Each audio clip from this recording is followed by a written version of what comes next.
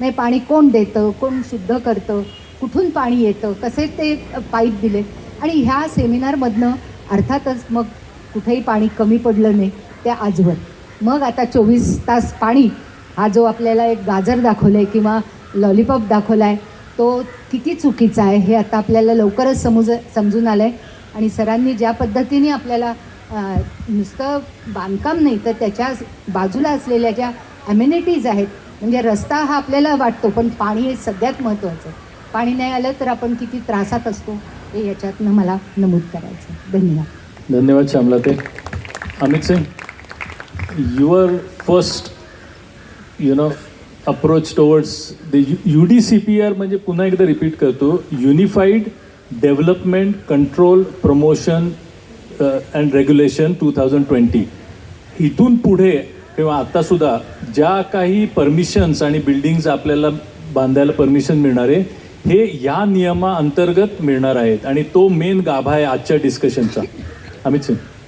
तर how do we make it simple, म्हणजे लोकांच्या लक्षात कसं आणून द्यायचं. तर आपण जिथे ह्या वास्तूमध्ये बसलो आहे याचंच आपण उदाहरण धरूया, राईट. आता इथं शेजारी सगळ्या ज्या काही बिल्डिंग्स आहेत सगळे वास्तू आता 30-30 वर्ष जुनी झालेली आहे. 2च बंगले आता इथे दिसत आहेत. एक शबनम-आंटीची बंगला त्या कोपऱ्यावर आहे आणि एक बंगला इथे आहे. तर फॉर सम रिझन्स त्या बंगल्यावर रिटेन झाल्यात 2 बंगले. बट अतिरिक्त बाकी जे काय आपल्याला कन्स्ट्रक्शन्स इथे अवतीभवती नजरेत आहे या सगळ्या कन्स्ट्रक्शन्स मला वाटतं 25-30 वर्षाचा यांचा कालबाह्य झालेला आहे. काही अडचण आहे का इथे? तर काहीच अडचण नाही आहे. खूप सुंदर, सुशील, सुरेख हा नेबरहूड आहे. खूप निसर्गरम्य हा वातावरण आहे. इथं बसायला सगळ्यांना आवडतं, सगळं व्यवस्थित आहे. पण तरी प्रत्येकाला असं वाटतं की मला थोडंसं अजून जास्त मिळावं. आणि तो जो लोभ आहे तो त्याला 1चा 2, 2चा 5, 5चा 6 आणि त्याला आता हा UDCPR नावाचा जो प्रकार आहे याला काहीच मर्यादा नाही. म्हणजे याला अशा प्रकारे हा डिझाईन झालेला आहे की तुम्ही अनलिमिटेड लोकांना एकमेकांच्या वरती स्टॅक करू शकता. आणि मग त्याच्यानंतर तुम्हाला वाटतं की त्या अनलिमिटेड लोकांचं जर अनलिमिटेड रहदारी होत असेल तर अनलिमिटेड ट्रॅफिकला तुम्ही अनलिमिटेड एकमेकांवरती स्टॅक करू शकता. त्याचं पहिलं उदाहरण गणेश किंड रोडचा फ्लायओव्हर आहे, त्याच्यावरती येऊ. बट आज तगीत जर असं ठरलं गेलं की इथे सगळ्या सोसायटीजला जर रिडेव्हलपमेंटला जायचं ठरलं तर आत्ता जसे रावळसाहेब म्हटले की 1.7 स्क्वेअर किलोमीटरचं त्यांनी स्टडी केली. तर 1 किलोमीटर म्हणजे 250 एकर भरतं आणि 1.7 स्क्वेअर किलोमीटर म्हणजे 400-450 एकर भरतं. म्हणजे थोडक्यात आपली मॉडेल कॉलनीच्या आपण जर ठरवले की एक्झॅक्ट मर्यादा काय, तर एका बाजूला सेनापती बापट रोड आहे, लॉ कॉलेज रस्तापर्यंत जी जाणारी रोड आहे ती, आणि दुसऱ्या बाजूला गणेश किंड रोड आहे, तिसऱ्या बाजूला एक फर्ग्युसन कॉलेज रोड आहे आणि मधोमध्ये जी परिसर आहे ती मॉडेल कॉलनी आहे. तर ह्या परिसराला जर आपण ठरलं तर हे 400-450 एकरचाच परिसर मावतं. आणि ह्यात जर 1.7 स्क्वेअर किलोमीटरचा तो रूल जर धरला आणि रावळ साहेबांचा जो डेटा आहे तो सिम्युलेशन धरला तर 50,000 गाड्या इथे तयार होतील, 50,000 व्हेकल्स. बरं, मग एका लेनमध्ये 1 किलोमीटरमध्ये गाड्या किती मावतात? तर 200च गाड्या मावतात. So in 1 kilometre you can fit only 200 vehicles. मग आता इथे तुम्ही जर सगळ्या ठिकाणी जर 20-20 मजली बिल्डिंग बांधलं तर काय होणार? मग गाड्यांचा बोजा या रस्त्यावरती येणार. मग ह्या रस्त्यावरती गाड्या नाही मावणार. मग काय करायचं? मग ह्या आपल्याला हे गार्डन तोडावं लागणार, ही झाडं तोडावी लागणार, कारण की आपल्याला आता ट्रॅफिकची कोंडी भासवतीये. तर कसं करायचं? तर ही सगळी झाडं जातील, इथं कॉन्क्रिटीकरण होणार, हे भरलं जाईल आणि त्याच्यानंतर हाच एकमेव लिंक रोड आहे फर्ग्युसन कॉलेजपर्यंत. तर हे आपल्याला 18 मीटर करावं लागणार. मग ते 18 मीटरचं आपल्याला मावत नाही परत, की तिथे पलीकडचे पण 20 मजलीची बिल्डिंग झालेत ना, त्याचं काय करायचं? मग आता लागेल की लेकमध्ये आपण कॉन्क्रीट करून, कचरा भरून, काही करून त्याला विझूया, तर त्याच्यावरून रस्ता नेऊया, कारण की तिथे ना आपल्याला कुठल्याही परिस्थितीत फर्ग्युसन कॉलेज रोडवरती पोचायचं. बरं, तिथं जाऊन आपण फक्त तिथेही ट्रॅफिक जाम. आता काय करावं? अरे त्यालाही अजून थोडं मोठं करूया ना. तर पोलीस ग्राउंडची जी जागा आहे ती घेऊया, तिथे आहे ना आपण. तर अशा प्रकारच्या विकृत पद्धतीने डेव्हलपमेंट ही जी गोष्ट आहे ही चाललेली आहे. And this is because the development is not being led by urban planners, it is being led by engineers. आणि मला काही इंजिनियर्सचा विरोध नाही आहे. I am not against engineering or engineers per say, but the problem with engineering in this country is that nothing is taught as applied engineering.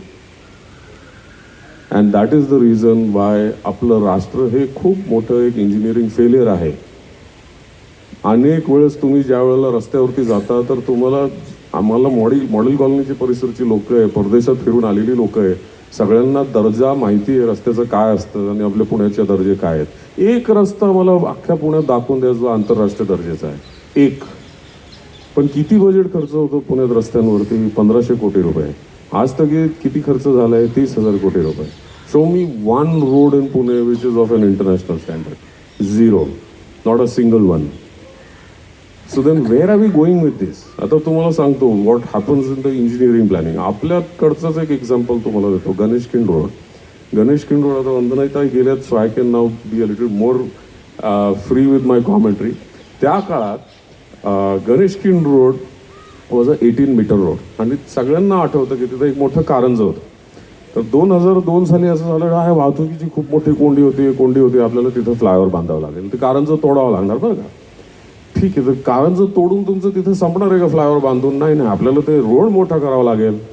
बरं ठीक आहे, तर तुम्ही रोड किती मोठा करणार? नाही, ते दुप्पट करूया आपण रोड. आणि दुप्पट केल्यानंतर मग 36 मीटरचा रोड झाल्यानंतर मग कधीच आपल्याला वायडनिंगची गरज पडणार नाही. सुरेश कलमाडी अंकल त्यांचे हे dialogues.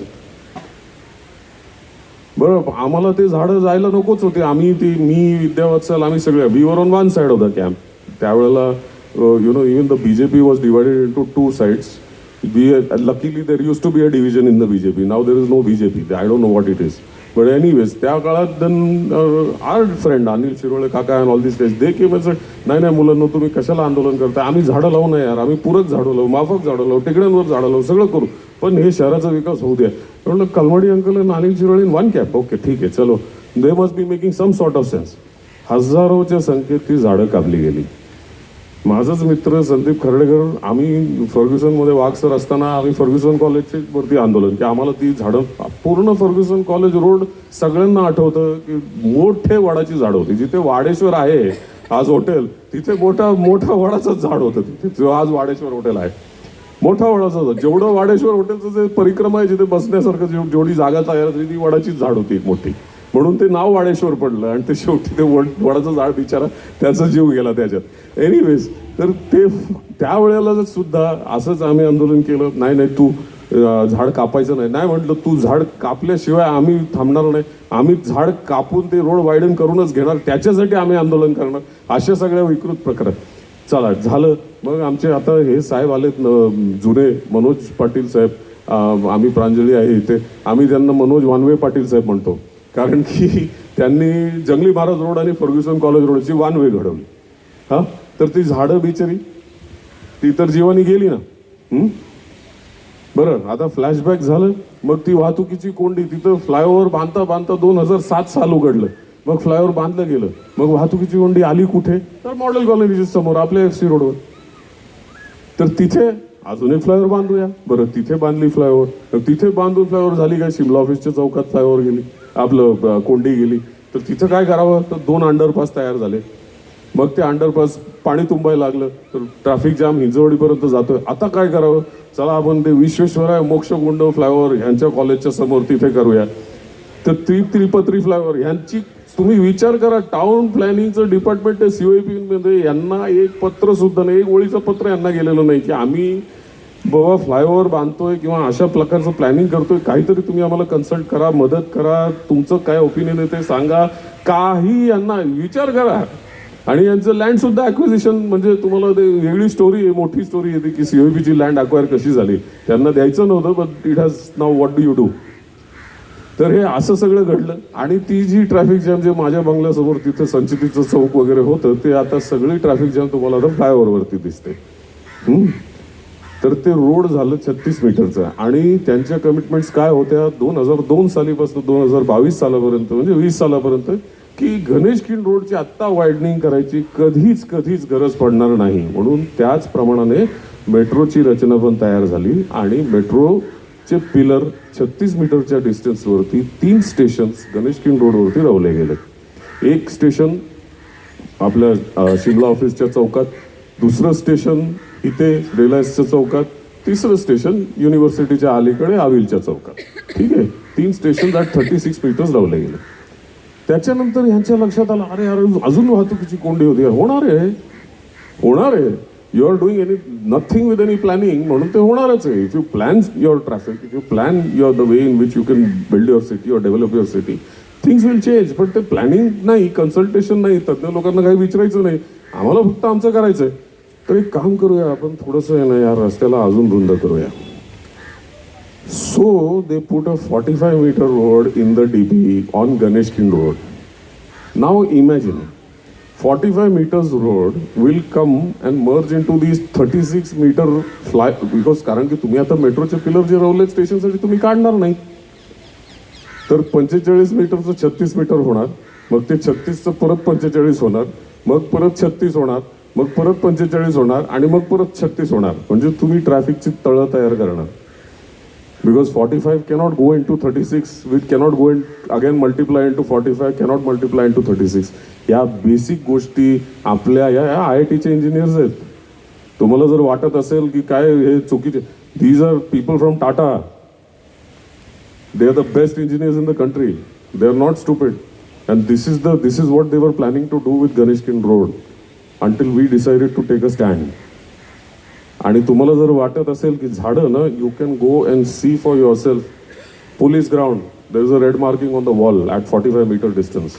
You can go and see at the petrol pumps, there is a 45 meter red marking on the wall at all those places. And all the trees in front of agriculture college, in front of police ground, in front of Hardikar, all the trees in front of COP on the left bank, all the trees were going to go, each and every tree. And all those trees have been saved.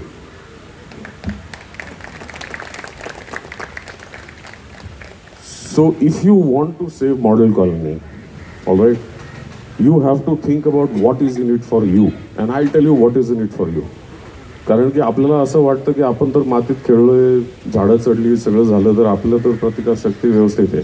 पण तुम्ही ज्या वेळेला जाऊन त्या कॉन्क्रीटच्या कॅटाकोममध्ये राहणार, तर तुमची प्रतिकारशक्ती खालवत जाते. आणि तुम्हाला मातीचं नशीब, तुम्हाला माती नशीबवलंय म्हणून तुमची प्रतिकारशक्ती आहे. पण जे आत्ताची जी मुलं जन्माला येतात आहे, किंवा जी विदाऊट मातीच्या वावरात जे खेळत आहेत, ओके, कारण की ते कॉन्क्रीटमध्ये जन्माला येतात आणि परत कॉन्क्रीटमध्येच खेळतात आहे, तर त्यांना जर एक बी स्टिंग झाली किंवा एक मुंगीनी जरी चावलं, तर तुम्हाला हॉस्पिटलला न्यावं लागतं आणि त्याला अँटी ॲलर्जन द्यावं लागतं. अशी अवस्था झाली आहे. आणि मानसिकता आता अशी झाली आहे की एक बीचं जर हाईव आला कुठंतरी माझ्या घरासमोर, तर मी कुठलं तरी केमिकलचं स्प्रे आणून त्याला, अरे तो त्याला बिचारायला जागाच राहिली नाही जायला. पुणे जे एका काळी 90% झाडांनी कव्हर्ड होते, तर सगळं झाड कव्हर गेलंय. And if this UDCPR goes through, then you will lose your immunity. मग वंदनाताई बोलून गेल्या, we have capacity to serve 1 FSI. अभी 1 FSI नहीं है तो क्या करेंगे भाई, टैंकर में पानी आएगा तो टैंकर में पानी के साथ में वायरस भी आएगा. तर हा जिलियन बायर सिंड्रोम हे काय तुम्हाला काय वाटतं कुठून येतोय? हा अनट्रीटेड सुवेज आहे. जे अनट्रीटेड सुवेज जमिनीत पर्कोलेट होतोय, कारण की आपण अनट्रीटेड सुवेज नदीत सोडतो, आपण अनट्रीटेड सुवेज वाटेल त्या ठिकाणी ओपन स्पेसेसमध्ये सोडतो. अनट्रीटेड सुवेज जिथे जिथे आमच्याकडे तळं आहेत, इन्क्लुडिंग लकाकी, इज कंटॅमिनेटेड. तर ते अनट्रीटेड सुवेजचे परिणाम आहेत. तर आज तुम्हाला एक जिलियन बायर सिंड्रोम दिसतोय. पलीकडच्या बाजूला तुम्हाला थोड्या दिवसापूर्वी ते COVID-19 आला होता, त्याच्या अलीकडे ते SARS आलं होतं, त्याच्या अलीकडं ते बर्ड फ्लू आलं होतं, त्याच्या अलीकडं ते डुकरांचं फ्लू आलं होतं. हे सगळं जे काय आहे ना, this is a series of events which is happening because we are not in living in harmony with nature. So if you think that अरे मला 30% जास्त मिळतोय, मला 5 फ्लॅट्स मिळतात आहे, मला 3 फ्लॅट मिळतोय, मला तुम्हाला ह्या सगळ्या गोष्टी पण मिळणार आहेत. You will get these things too. Traffic आज अशी अवस्था आहे की 90% लोकांचा मी सर्वे काढला होता. I surveyed 400 people. 90% of the people said we have to plan 30 minutes every day and we avoid going during peak hours. कारण की आपल्याला माहिती आहे की ते तिथं जाऊन लॉकजॅमच आहे, त्याच्या थ्रू आम्ही जाऊ शकत नाही. तर पुण्याची परिस्थिती काय, 2000 किलोमीटर रस्ते आहेत, 70 लाख गाड्या आहेत, त्यात 40 लाख 2 व्हीलर आहेत, 30 लाख आपल्याकडे 4 व्हीलर आहेत. 2000 किलोमीटरच्या रस्त्यावरती 5 लाख 4 व्हीलर जर आले रस्त्यावर, तर सगळं लॉकजॅम होऊन जातं. आपल्याकडे जरी आम्ही 5 पट किंवा 10 पट जरी रस्ते बांधले, तरी आजच्या today like Vandana aunty sed, there is no capacity in Pune for more people. Why she's saying that is because तुम्ही जर अजून हे 47,000 गाड्या जर मॉडेल कॉलनीच्या कशात घालणार, तर you are expecting the model colony will be sustainable. नाही, 24 तास मॉडेल कॉलनीमध्ये प्रत्येक रस्ता जाम राहणार. मग तुम्हाला ज्या वेळेला चालायलाच नाही मिळणार, श्वास घ्यायला नाही मिळणार, मग गाडी चालवायला नाही होणार, मग कुठेच जायला नाही होणार, मग काय करणार तुम्ही 21व्या मजलीवर राहून किंवा 33व्या मजलीवर राहून? किंवा तुम्ही म्हणणार माझं घर थोडंसं अजून मोठं झालंय. कोण? मला एक प्रश्न आहे की, आणि जो सगळ्यांच्या मनामध्ये प्रश्न असेल, कारण प्रत्येकजण रिडेव्हलपमेंट हा विषय खूप ज्वलंत आहे सध्या. तर आर यू सजेस्टिंग की रिडेव्हलपमेंट झालंच नाही पाहिजे, किंवा करायचं असेल तर काय? दोघांनाही प्रश्न आहे. तुम्ही काय, तुम्हाला तुमचं ॲडवाईस काय आहे की, कारण काही ठिकाणी लिफ्ट नाही आहेत. हो, येतो त्यांच्याकडे ते सगळं, तवा चांगला तापू दे. तर मग हे कसं करायचं, म्हणजे व्हॉट शुड इंडिव्हिज्युअल डू? कारण काही ठिकाणी लिफ्ट नाही आहेत, वयस्कर लोकांना वर खाली चढता येत नाही, किंवा फार मेंटेनन्स आहे, म्हणजे इन टर्म्स ऑफ रिपेअर्स. तर what is your suggestion? I am not saying don't redevelop. I am saying that put a cap on the FSI. At 3 FSI, you can redevelop a building properly. The builder makes 30% profit. You get 30%, 40% extra space. Everybody gets a new building. Life goes on. But when you have 7 FSI, when you have 9 FSI, when you have 12 FSI, when you have 19 FSI and under certain provisions, then what are you really doing? Specially model colony, आपल्याला मगाशी सांगितलं प्राध्यापक रावळांनी की आपण मेट्रोपासून 500 मीटरमध्ये येतोय, तर त्याचं इम्पॅक्ट काय वाटतं तुम्ही? मॉडेल कॉलनी जर बघितलं तर तिन्ही बाजूनी मोठे रोड आहे, त्यामुळे हा सगळा परिसर TDR झोन आणि TOD झोन आहे.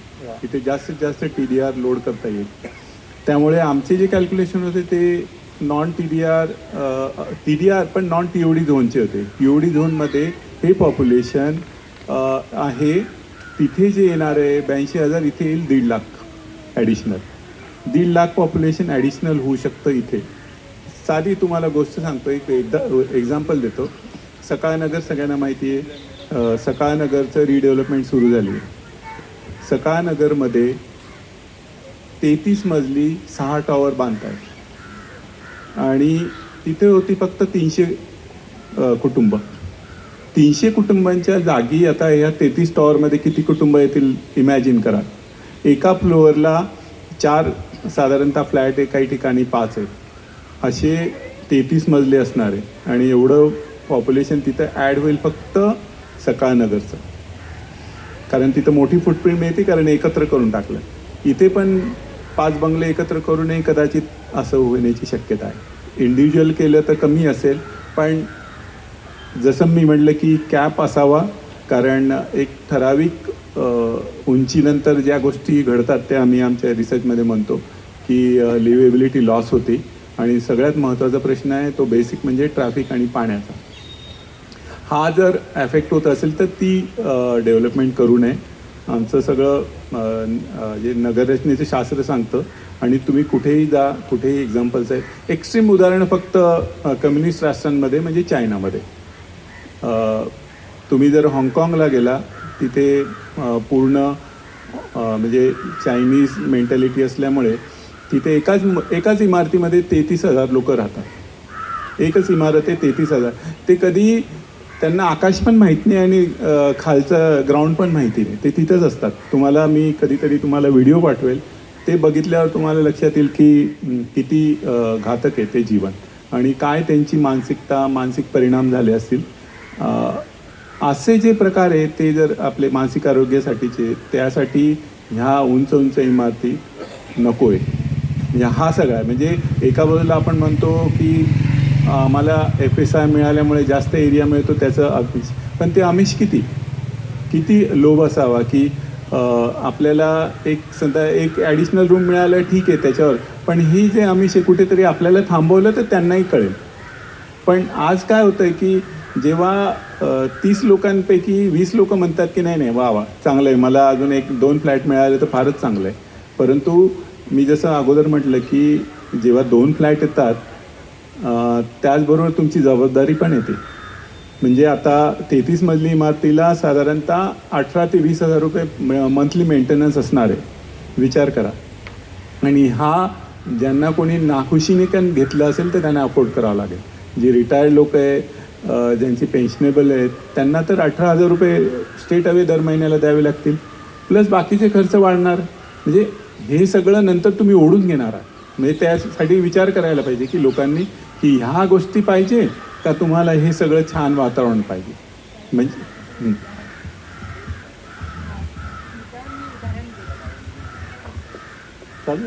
हॅलो, मी रावळे सरांच्या या प्रश्नाला एक उदाहरण देते. मॉडेल कॉलनीमध्ये आपल्या आपटे रोडवर, घोले रोडवर आपण जाताना तिथे एक 3 बिल्डिंग आहेत मोठ्या, आणि साधारण तिथे 67-68 फ्लॅटची जुनी 30 वर्षापूर्वीची सोसायटी आहे.